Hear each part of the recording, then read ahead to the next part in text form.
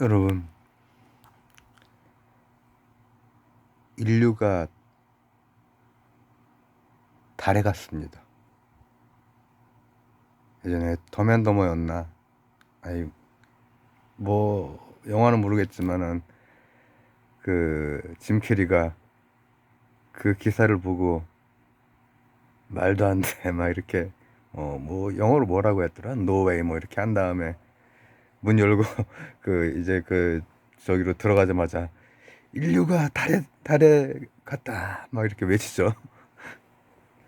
근데, 인류가 달에 간 게, 제가 태어나기 전입니다.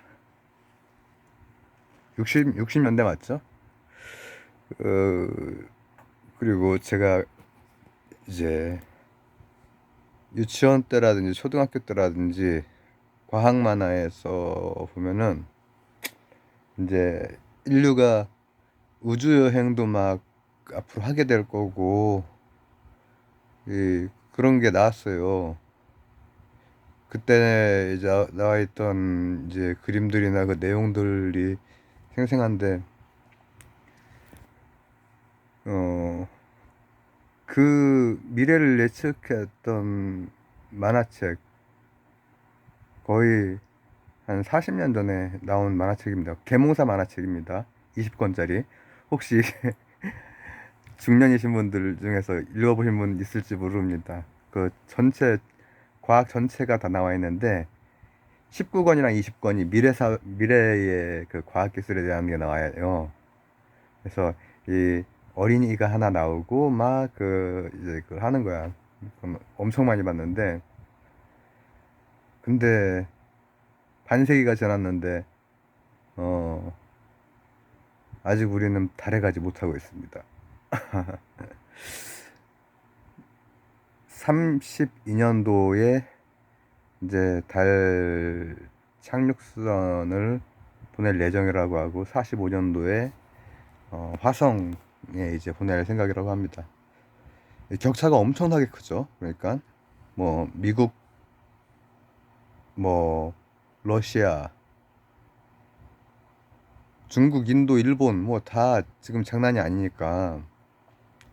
근데 우리나라 같은 경우에 사실은 제 라방 예전에 한 몇 년 전에 미사일 지침 해제 그때 이제 제가 그 배경을 좀 말씀을 드렸죠. 어, 우리가 얼마나 좋습니까? 진짜로 스페이스 X 같은 게 막 나오고 그래 버렸어. 우리나라를 제외한 곳에서는 그렇게 나와버렸는데 우리는 요즘에 이제 누리호 이제 그래도 막 이렇게 되고 이제 뭐라고 표현해야 되나 그 위성 같은 거 쏘아 올리고 이제 하는데 그게 이제 어차피 예전에 미소 냉전 시기에 군사적인 목적이 일단 가장 커서 아주 양국이 몰빵으로 이렇게 지원해서 했던 거기 때문에 벌써 그때 사람이 달에 갔어. 그죠? 그리고 나서 이제 그쪽에 대한 게 이제 많이 좀 덜해지고 근데 우리 이제 오늘 날짜 아이고 노동을 할 때는 제가 연속으로 이렇게 조금 이렇게 하는 편이라 오늘 역시도 5월 10일입니다. 뉴스 확인하다가 이제 또 이것도 이제 한화가 거기로 차세대 발사체 그걸로 선정이 됐네요. 전 선정이 돼가지고 어 예전 기억을 제가 누리호 때도 뭐 두 차례다 이제 그 그거 관련된 얘기를 했었고 로켓에 대해서도 얘기를 하고 또 우주행 뭐 중력 그 얘기도 막 시리즈로 하고 그랬었는데 옛날 나로 그때도 막 관심 있게 이렇게 보고 했던 기억이 납니다. 그때는 이 유튜브 이런 시기보다 훨씬 전이지만은, 그래서 이제 그래도 참 잘 한 거예요. 그렇게 우리나라 같은 경우에는 사실상의 어떤 제한이 있었고, 그 제한 내에서 열심히 했고, 그 부족한 어떤 지원 하에서도 지금 이만큼 성과를 낸 겁니다. 낸 건데, 전 세계적인 격차를 이렇게 이제 생각을 해보면은 상당하죠. 상당해서, 뭐냐면은, 달에 가고, 그 다음에, 달은 이제 우리 그 행성의 위성이죠. 그 다음, 이제, 그것도 이제 한참 기다렸는데, 그거보다 20년 뒤에야 이제 화성에 이제 간다고 합니다. 아, 20년 뒤면은 내가, 어, 칠순 이렇게 되겠네요. 결국 그러면은 제가 어렸을 때 만화책에서 과학 만화, 과학 그 계몽사 책에서 봤던 스페이스 셔틀이 막 이렇게 왔다 갔다 하면서 우주를 막 이렇게 여기저기 막 돌아다니고, 그거는 일단은 우리나라에서 제가 제 세대까지는 이제 뭐 좀 어렵겠죠. 그게 아쉽습니다.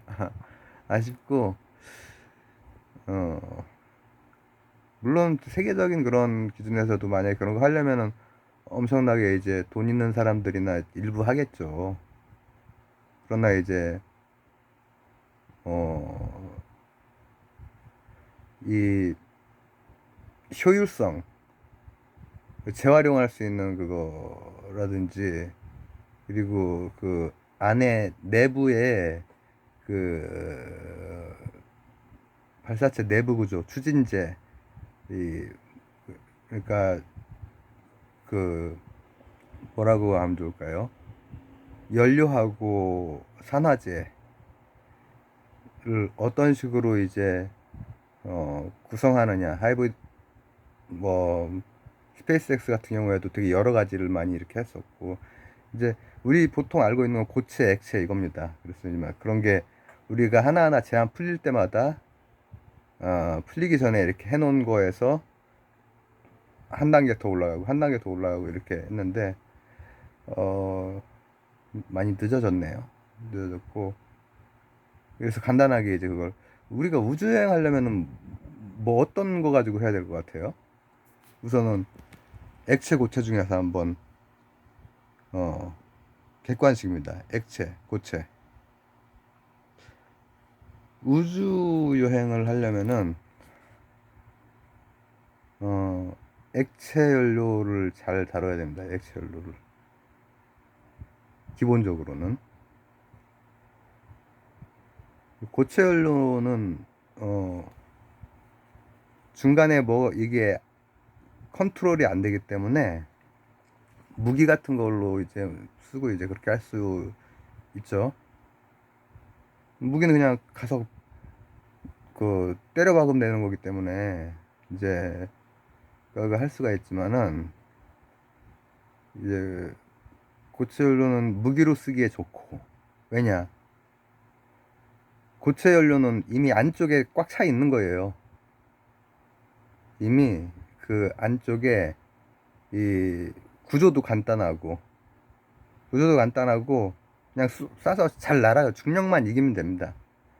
그러니까 지구가 가지고 있는 그 중력이 있잖아요. 그 중력을 뚫고 나가야 되잖아요. 뚫고 나가기만 하면 됩니다.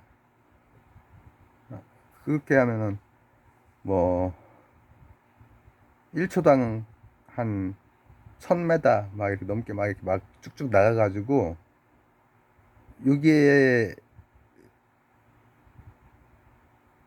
중력이라고 하는 만유 인력 만유력, 보편 중력이죠. Universal Gravity. 지구는 지구에 해당되는 보편 중력이 있어. 왜냐면 중력이랑 인력이랑 중력이 좀 더 정확하니까요. 인력은 여러 가지 힘을 다 일컫는 거예요. 끌어당기는 힘은 여러 가지가 있는데, 중력은 이제 이를테면 지구의 그 질량이나 뭐 태양의 질량이나 이런 거랑 관련 있는 게 중력이죠. 근데 요거를 나가기만 하면 되기 때문에 고체 연료 이렇게 근데 액체 연료 같은 경우에는 조금 더 구조도 복잡하고 대신에 이제 여러 가지 그 컨트롤이 가능한데 이제 뭐 쉽지가 않은 그거를 우리가 몇 차례 만에 좀 거의 그 확률적으로는 되게 어려운 거를 지금 해내고 있는 겁니다. 우리나라가. 어, 근데 우리가 이제 달나라에도 가고 뭐 화성도 가고 뭐 이렇게 왔다 갔다 이렇게 그런 걸 하려면은 액체 연료여야만 이제 됩니다. 기본이 액체 연료야지. 고체 연료면은 예를 들어 달이나 화성에 갈 수는 있지. 쾅 해서 폭발하면서 끝나는 거죠. 거기에 이제 스무스하게 착륙을 해야 될 거 아닙니까? 그런 다음에 이제 다시 돌아올 수도 있고, 그러기 위해서는 이제 그런 기술들이 이제 최근 들어서 이제 많이 발달을 하고 했죠. 전 세계적으로 보면. 근데 이제 우리나라는 10년 후에, 한 10년 후에 달, 또 한 20년 후에 화성을 목표로 지금 열심히 하고 있습니다. 더 빨라질 수 있으면 좋겠고, 어, 그 어린이 시절에 꿈꿨던 것처럼 이제 우리나라에서도 그런 게 있으면 되게 좋겠습니다. 자, 근데 자 보십시오. 달은 이 지구의 위성입니다. 위성. 이렇게 빙글빙글 돌고 있어. 그렇죠? 그런데 어, 화성은 지구하고 연달아 있는 그 행성 중에서 한 행성이죠. 지구하고 이제 연이어 있죠. 그래서 화성까지도 이제 가려고 하는 거죠. 근데 이제 그 바깥까지 뭘 쏴 보내고 이런 거는 이미 제가 태어나기도 전에 이제 미국 같은 데에서는, 소련이나 미국 같은 데에서는 그런 걸 목표로 해서 하고, 또 쏴서 아주 멀리까지 다 이제 관측도 하고 신호 보내오고 이제 그렇게 했죠. 자, 그러면 이제 어, 질문입니다. 이게 지금 달이나 화성 같은 경우에는 실제로 이제 바로 옆에 있는 거죠, 사실. 위성으로서 이제 그냥 바로 옆에 있는 거랑 행성으로서 옆에 있는 거랑 이렇게 되는 거죠.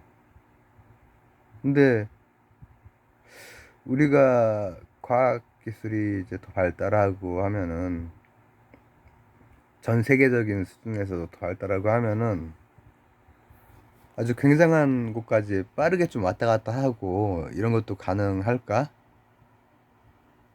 인터스텔라 이런 거 가능할까? 근데 이제 그 인터스텔라 자문한 그분도 이 중력 연구했던 물리학자시고 노벨 물리학상도 받으신 분인데, 이제 그거 그분이 중력 연구하신 분입니다. 근데 그런 식의 우주여행 이런 거는 뭐 하나의 그냥 그 수학적인 어떤 설일 수 있고, 예, 하지만은 지금 현재도 이용할 수 있는 게 있습니다. 멀리까지 가는 거. 멀리까지 갈 때 이제 우리가 결국은 시간이라고 하는 그 변수 요거를 이제 극복을 해야 되잖아요.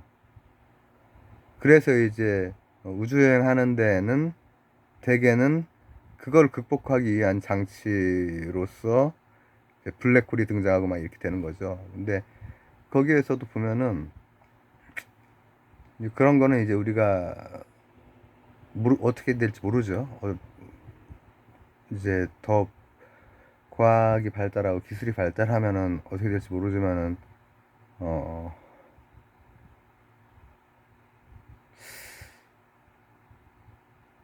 힘들 것 같죠. 확률은 있습니다. 확률은 있습니다만은 어 확률이 적기 때문에 어 모든 사건이 일어날 확률은 이제 아주 적게라도 별의별 일이 다 일어날 수는 있죠. 그러나 지금 우리가 거의가 아니라 지금도 쓸 수 있는 건 이런 겁니다. 빠르게 어딘가 멀리까지 가는 거는 지금은 어렵죠. 그런 어떤 길 아니면 콘택트 같은 데서 나와 있는 걸 통과를 한다고 해도 지금 나의 모습이랑 같은 모습으로 거기에 도착할지 어떻게 합니까? 이 배열이 다 바뀌어 버리면은 가서 탐사를 못 할 거 아니에요. 여행을 못 할 거 아니에요. 돌아올 수도 없고 이 상태로. 그러나 이제 예를 들어서 그냥 탐사선을 보낸다고 할 때는 탐사선을 보내거나 아니면 나중에 조금 더 속도도 낼 수 있고 여러 가지 이제 갔다 올 수 있는 어떤 그런 정도 수준까지 스페이스X 같은 경우에 굉장히 이제 혁신들이 그 안에서 많이 일어났거든요. 효율적인 게. 근데 이제 그렇게 된다고 하면은 이런 거죠. 그래서 이 블랙홀을 빠져나오던 그거 장면 기억나세요? 사건의 지평선이 이렇게 딱 있고 사건의 지평선이 인터스텔라에서처럼 그렇게 보이지 않습니다. 당연히 그냥 하나의 그 모형으로 이렇게 이 정도가 사건의 지평선이다. 대충 이렇게 알아라 하고 이제 하는 건데 빨려 들어가려고 하다가 이제 뭐 하나 이렇게 떼어내면서 이제 거기에서 비껴나가서 이렇게 가잖아요.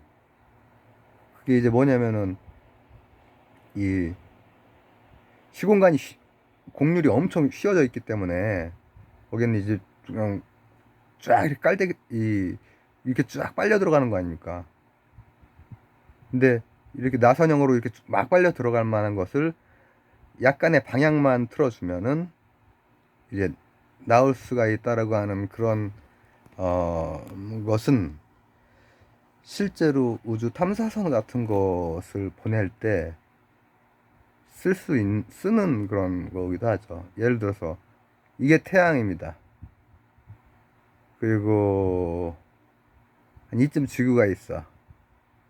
이게 목성이야, 목성. 그럼 여기에서 어 태양계 외곽으로까지 한번 여행을 해보려고 딱 쐈어요. 탐사선을 딱 쐈어. 그러면은 거기까지 가려면은 이건 얼마나 큰 힘을 지구 중력도 그렇고 이 태양계 바깥까지 가려면은 얼마나 액체연료, 고체연료로 잔뜩 싣고 막 가야 될 거 아닙니까? 그렇죠? 근데 그럴 필요가 없어. 왜냐면은 여기를 이렇게 가요. 여기 이렇게 가는데 얘가 내가 아까 토성이라고 그래서 목성이라고 그랬어? 아니 얘 바깥에 있는 애가 좀 큼지막한 애가 지구는 조그매서 안 보이는 거야. 큼지막한 애도 얘도 자전을 할 거 아니야. 그렇죠? 맞죠? 이렇게 자전을 할 거야. 태양 주위를. 태양이 이렇게 환하게 빛나고 있고 그 주위를 자전을 하고 있잖아. 지구도 자전을 하고 있고 화성도 하고 있네. 여기 지금 보니까 그죠? 근데 지금 요 토성도 하고 있는 거야. 근데 얘가 이렇게 하고 있는데 탐사선이 만약에 이렇게 해서 자전하고 있는 놈, 이 방향이 벡터 방향이 이렇게 갔어. 그럼 어떻게 될까? 이렇게 갑니다. 이렇게 간다는 얘기요. 이거를 중점으로 해서 어떻게 들어가느냐에 따라 쌍곡선 형태로 이 그 얘도 얘는 블랙홀처럼 이렇게 되어 있지는 않지만 시공간의 곡률이 이 주위로 이렇게 휘어 있을 거 아니에요. 태양만큼은 아니라도. 그러면은 이 깐부 구슬치기를 오징어 게임처럼 탁 이렇게 했는데 이렇게 하다가 움푹 패여가지고 드륵 하고 이렇게 가는 거야. 얘가 이쪽으로 가고 있으니까는 얘가 자전을 이쪽으로 하고 있으니까는 요 구멍이 요 휘어진 중력장이 드륵 하고 그 다음에 이제 전체 태양의 그 중력장 거기 안에서 이제 이렇게 쭉 가는 거죠. 그래서 그 중력장도 넘어서면은 이제 바깥쪽으로 쭉 나가게 되는 거죠. 그러니까 연료는 고체와 액체만 있는 게 아닌 거야. 요 놈이나 아니면 뭐 태양계보다 더 바깥에도 뭐 어떤 저 별이 있을 거고 그 근처에도 또 뭐가 행성 같은 게 있을 거 아닙니까? 이렇게 해서 이렇게 해서 이렇게 왔어. 그다음 또 유기에서도 또 한 번 이렇게 왔다가 이렇게 갔다가 하면서 결국은 지구의 입장에서 볼 때는 그냥 어 같은 그 이 속도로 이렇게 방향만 바뀌는 것처럼 보이는데 실제로 태양을 중심으로 봤을 때는 어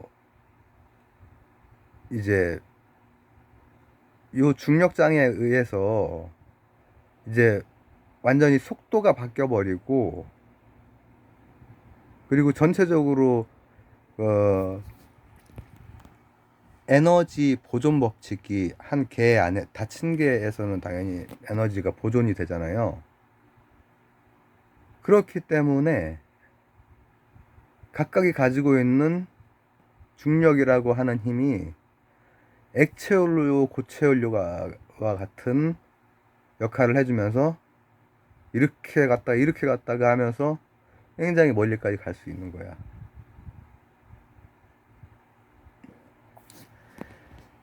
그래서 이제 우리나라도 그걸 차세대 발사체 이제 사업 해가지고 이것도 이제 그 이제 막 선정이 된 것 같더라고요. 제가 집에서는 인터넷이 느려가지고 좀 뉴스 같은 거를 인터넷에 확인을 한번 이렇게 오늘 많이 했는데 관심 있는 분야 위주로 이렇게 보게 되네요. 보게 돼서 아까도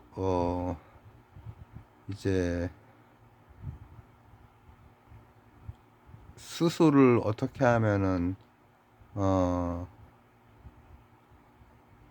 자연 친화적이면서 어 또 저렴한 방식으로 나중에라도 생산할 수 있을까 이런 거를 한번 그 얘기를 남겼는데 이제 차세대 발사체 그 산업이 이제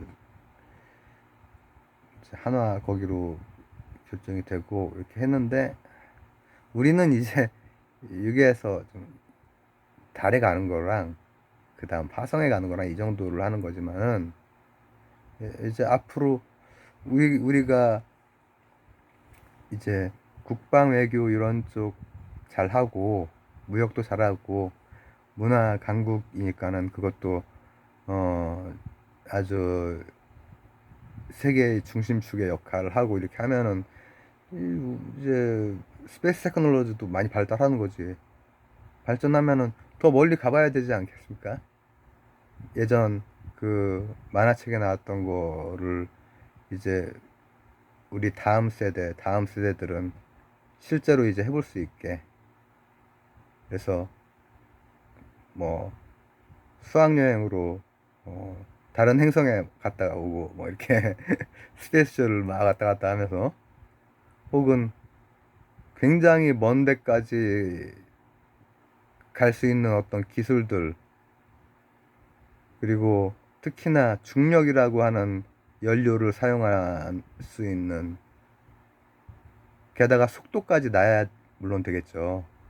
속도가 없으면은 여행 갔다가 오면은, 고등학교 때 여행 갔는데 너무 늦게 도착할 수도 있잖아.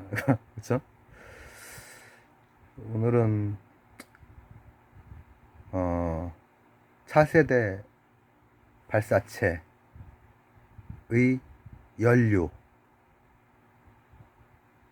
차세대 발사체는 기본적으로 고체 연료가 아닌 액체 연료를 기반으로 하게 될 거다. 그러나 차세대 발사체가 이제 달하고 화성 너머까지도 우리나라도 가봐야 될 거 아니에요? 갈 수 있는 여러 가지 외교적인 여건이나 이런 것들을 잘 만들고 문화 강국이 되고, 이렇게 해서 더 멀리 나가게 되면은 그때 쓰이는 연료는 일단 지금 과학의 수준으로서는 이제 콘택트나 인터스텔라, 그거는 일단 설이고 수학적인 가능성이 있는 거고, 하지만은 그게 혹여 된다고 해도 우리의 모습을 잃지 않은 상태로 가는 건 쉽지 않을 것이고, 그렇다면 우리의 모습을 가지고 지금 그래도 확실하게 갈 수 있는 방법은 중력이라고 하는 연료가 또 하나 있다, 이겁니다. 이거 관련할 때마다 이, 이런 뉴스 있을 때마다 관련 내용을 이렇게 조금씩 찍었는데요. 오늘도 역시 마찬가지로 우주여행 이런 거 한번 꿈꿔보면서 차세대 발사체와 고체 연료, 액체 연료, 그다음 중력 연료까지 얘기 나눠봤습니다. 감사합니다.